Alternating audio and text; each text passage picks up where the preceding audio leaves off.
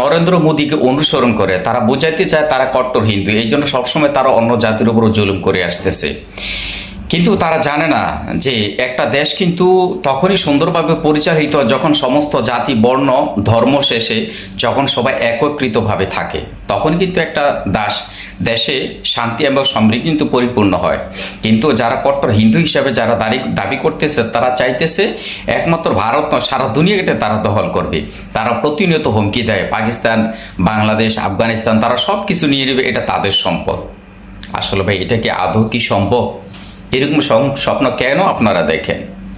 যার স্বপ্ন দেখতে গিয়ে আপনারা যারা এই রাজনৈতিক নেতাদেরকে উৎসাহিত করেন, তারা বিভিন্ন দেশে তারা হামলা করবে, বিভিন্ন জায়গায় ঝামেলা করবে, কিন্তু এই ঝামেলার কারণে যখন আপনাদের উপর হামলা মামলা আসবে, তখন এগুলো কাদের উপর আসবে দাদা বাবুরা? আপনাদের উপরে আসবে, আপনার সাধারণ পাবলিকদের উপরে আসবে। ক্ষতিগ্রস্ত আপনারাই হবেন। যারা পলিটিক্যাল লিডার আছেন তাদের কারো কিচ্ছু হবে না, তাদের কোনো ক্ষতি হবে না। অতএব যখন যেই খানে যেই ধরনের পরিস্থিতি তৈরি হয়, তার জন্য কিন্তু ওইখানে জনগণই কিন্তু বেশিরভাগই দায়ী।